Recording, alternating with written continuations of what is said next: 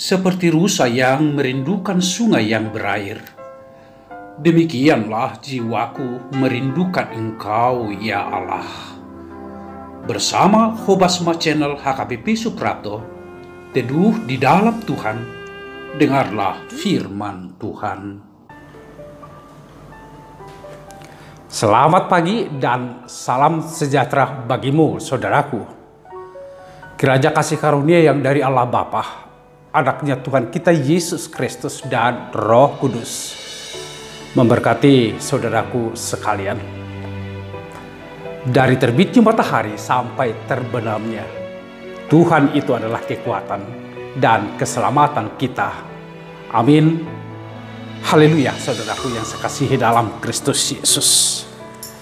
Di pagi hari ini kita disapa oleh firman Tuhan dari kitab 2 Korintus pasal 4 ayat 7. Dikatakan, tetapi harta ini kami punyai dalam bejana tanah liat, supaya nyata bahwa kekuatan yang melimpah-limpah itu berasal dari Allah, bukan dari diri kami. Dalam bahasa Batak dikatakan, alai di bagasan inganan na mura mata pordo artanamion, asa di bata na puna haguguun na sumurungi unang hami. Ungkapan kesaksian dari Rasul Paulus sebagai hamba Allah, hamba yang dikehendaki oleh Tuhan. Ada dua, saudaraku, kata yang sangat penuh makna dan arti. Kata yang pertama, saudaraku, dikatakan harta. Harta bukan dalam pengertian materi. Materi misalnya kekayaan atau uang yang kita punyai dan segala bentuk yang sama dengan itu. Tetapi harta yang dimaksud oleh Rasul Paulus itu adalah Injil Tuhan. Injil Kristus. Firman Tuhan. Itu harta. Harta yang dimiliki seorang Rasul Allah. Tidak ada harta yang lain. Itu harta yang paling indah. Harta yang paling mulia. Yang diberikan Tuhan kepada hambanya. Dan kata yang kedua, saudaraku, bejana tanah liat. Kita atau manusia itu digambarkan sebagai bejana tanah liat. Tentu sebagai bejana tanah liat yang dibentuk. Dan bila dia jatuh, maka pecahlah bejana itu. Artinya dia ringkih. Dia mudah pecah. Dia tidak bisa bertahan. Karena memang manusia dibentuk dari debu atau tanah.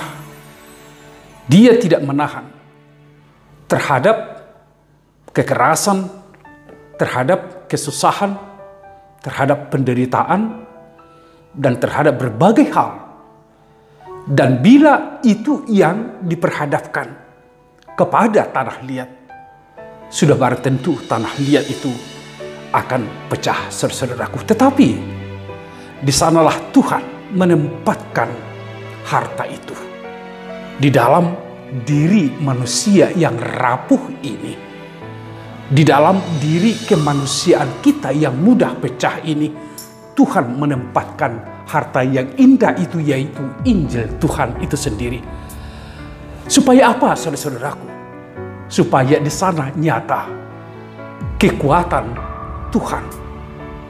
Injil Tuhan itu menjadi satu kekuatan di dalam diri manusia. Karena Injil Tuhan itu adalah Injil yang memiliki kuasa untuk menyelamatkan, saudaraku. Oleh karena itu tidak mungkin Rasul Paulus secara badaniah atau lahiriah bisa bertahan tanpa Injil Tuhan yang ada di dalam dirinya. Setiap orang tidak mungkin bisa bertahan, saudara-saudaraku. menghadapi segala terpaan keadaan kehidupan yang keras ini tanpa ada Injil Tuhan yang hidup di dalam diri kita. Di sanalah Rasul Paulus mempersembahkan hidupnya kepada Tuhan. Di sanalah Rasul Paulus menyerahkan hidupnya secara penuh hanya kepada Tuhan. Karena dia sadar dari dirinya sendiri tidak akan pernah mungkin menghadapinya. Tetapi bersama dengan Tuhan, bersama Injil Tuhan yang ada di dalam dirinya, itulah yang memampukan. Sehingga dia kuat, sehingga dia memiliki kuasa untuk memenangkan segala keadaan peristiwa yang terjadi. Saudaraku, ini jugalah yang menjadi pesan firman Tuhan ini kepada kita. Kita sadar bahwa kita adalah lemah. Kita sadar kita mudah pecah. Tidak mungkin bertahan bila penderitaan, pergumulan menerpa kehidupan kita. Tetapi saudaraku, hari ini kita diteguhkan. Harta yang ada diberikan Tuhan itu Injil Tuhan. Harta yang paling indah, harta yang paling mulia sudah diberikan Tuhan kepada kita. Itulah yang sesungguhnya menjadi kekuatan bagi kita semua, supaya nyata kekuasaan Tuhan di dalam kehidupan kita. Bukan aku, tetapi Tuhan adalah satu-satunya kekuatanku dan keselamatanku. Injil Tuhan, Injil Kristus itulah kehidupanku. Tuhan memberkati saudaraku sekalian. Amin.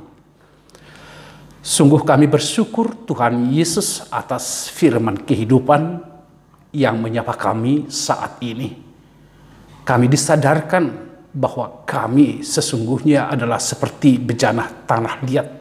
Bila jatuh mudah pecah, ringkih, tidak bisa bertahan. Hanya dengan harta yang mulia itu, yaitu Injil Tuhan, yang sudah Tuhan anugerahkan kepada kami, itulah yang memampukan kami, menjadikan kami kuat menghadapi segala terpaan kesulitan, pergumulan di tengah-tengah kehidupan. Terima kasih ya Tuhan.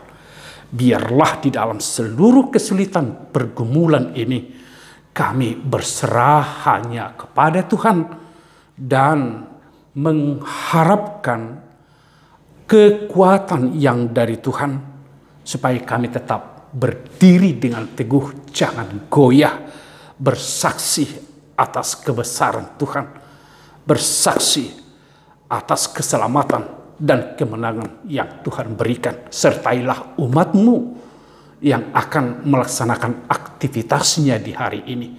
Biarlah harta kesayangan yang mulia ini tetap kami pegang dan hidup di dalamnya. Melaluinya segala dinamika kehidupan yang dihadapi oleh jemaat-Mu, mereka dapat menangkan. Berkatilah kami semua, Tuhan yang kami puji, kami muliakan kekal sampai selamanya. Amin. Saudaraku, terpujilah Tuhan.